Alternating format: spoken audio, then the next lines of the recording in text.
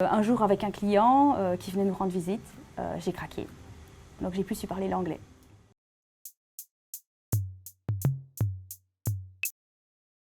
Je me suis rendu compte que j'étais hyper perfectionniste dans mon travail. Ma foi, c'est très bien. Quand même canalisé par des heures parce qu'il faut rentrer le soir. Mais quand on rentre à la maison, on recommence. Parce qu'il faut que la vaisselle soit faite avant d'aller dormir, parce qu'il faut que les cartables soient prêts, parce que. Et en fait, on recommence à être perfectionniste. Et en fait, c'est ça qui m'a menée au burn-out. C'était trop tout le temps et dans tous les domaines.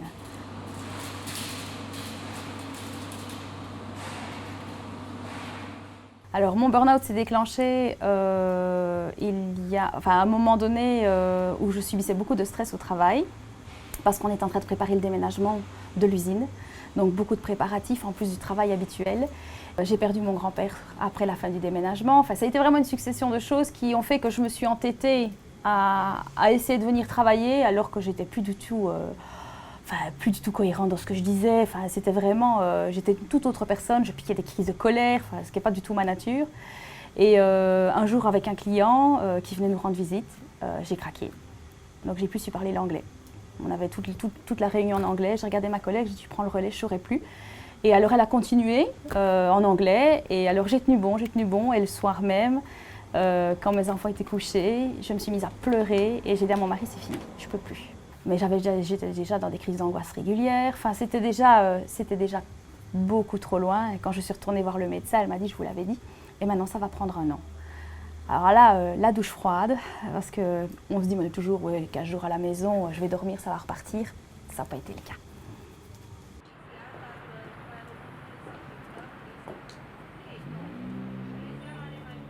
J'ai pris rendez-vous à l'hôpital à Bruckmann. Ils m'ont épaulée, ils m'ont fait passer des tests, donc ils confirmaient bien aussi que c'était ça, parce qu'on ne veut tellement pas y croire, parce que c'est tellement pas pensable, parce que c'est de l'orte. Enfin, on n'a pas un bras cassé, on n'a pas une grippe, on ne fait pas une brise de sang et dire ah oui, on a un burn-out.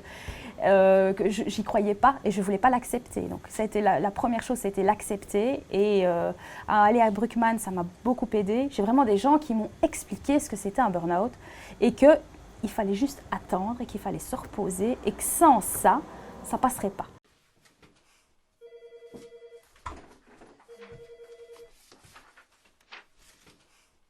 J'ai pensé très souvent à la reconversion professionnelle. J'ai pensé à tout plaquer, à aller me mettre dans le fin fond de la planète avec des chèvres dans une ferme. Ça a été super difficile parce que j'aime ce que je fais. C'est mon 3e enfant, c'est clair. Donc je me suis dit, je vais recommencer tout doucement. Je vais recommencer par uniquement des choses que j'aime faire. Donc lancer le projet du jardin, voilà, et tout doucement pour raccrocher. Puis le jardin à l'arrière, c'est un grand terrain, on va dire un grand terrain vague avec des mauvaises herbes et des ronces. Et ça faisait longtemps, moi je suis fort bio, nature et tout ça, et j'ai un besoin d'ancrage dans la nature. Et puis alors je me suis dit, ok, je me lance, on va commencer. Et puis j'ai commencé à chercher un maraîcher, une apicultrice, et voilà. Et maintenant le terrain, ben voilà, il est occupé. Et aujourd'hui, à 10h, je fais ma pause, je vais m'installer là, je vais regarder mes 3 courgettes et mes 2 abeilles, et ça me fait beaucoup de bien. Et ça a permis de remettre mes valeurs sur mon lieu de travail aussi.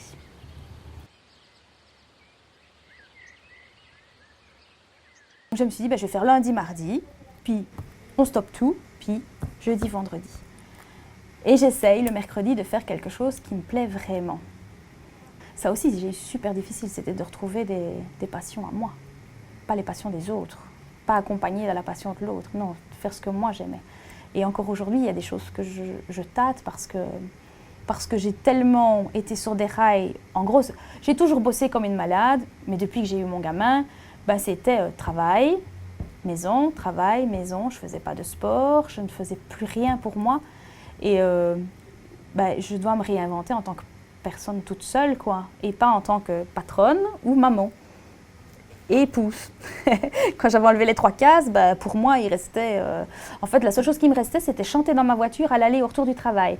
Donc ça, je continue à l'effectuer à tue-tête. Je chante l'italien excessivement bien. Mais ça, c'est mon petit... voilà. Et puis voilà, j'ai repris l'équitation, j'ai repris du aérobic 1 fois par semaine. Donc ça m'oblige à m'arrêter, à aller me défouler, parce que j'ai besoin d'un défouloir. Je le faisais pas du tout. Ce que j'essaye de faire, c'est que quand je quitte d'ici, je ne pense plus travail, chose que j'avais jamais fait de ma vie. Donc j'essaye de me décrocher et de laisser ici ce qui doit rester ici.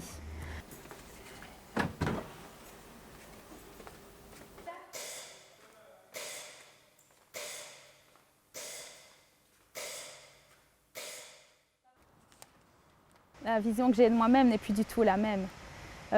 Avant, j'étais une bosseuse, aujourd'hui, je suis une personne. C'est complètement différent. Ma notion de perfectionniste, tout ça, je me dis je peux être une personne, mais j'ai le droit d'avoir des faiblesses. Je ne suis peut-être pas obligée de me taper 8-10 heures tous les jours. Je peux peut-être faire le travail en 6 heures et que voilà. Aujourd'hui, je ne souffre plus de partir 2 heures plus tôt que tout le monde. Alors qu'avant, je ne l'imaginais même pas. Ça doit être ici. Oh, c'est l'arrière, oui, c'est ça doit être ici. L'éducation des enfants, oui, elle a changé. J'essaye de leur accorder plus de temps. Voilà, j'essaye d'avoir des jeux avec eux, mais sans me mettre la pression. Avant, il fallait faire des jeux parce que dans les guides de bonne maman, il faut faire des jeux, des machins. Ça, c'est fini. C'est toute cette pression de il faut faire tout ce qui est marqué dans les livres, il faut faire tout ce qu'il faut pour qu'ils aient des fruits et des légumes. Voilà. J'ai appris sur moi-même que je pouvais être beaucoup plus cool que ce que je n'étais. Et que si on est plus cool, c'est pas pour autant que c'est moins bien fait. Cool dans le sens de ne pas se mettre la pression. Parce que je serai toujours hyper disciplinée, hyper structurée dans ce que je fais et méthodologique, ça ne changera pas. Mais plus cool dans ma tête. Moi, j'ai jamais été la grosse déconneuse de la classe, hein, ça c'est sûr, quoi. Donc maintenant, parfois, je me dis, ça fait du bien aussi de temps en temps de boire un petit verre, de faire un peu la fête. J'aurais jamais fait ça avant.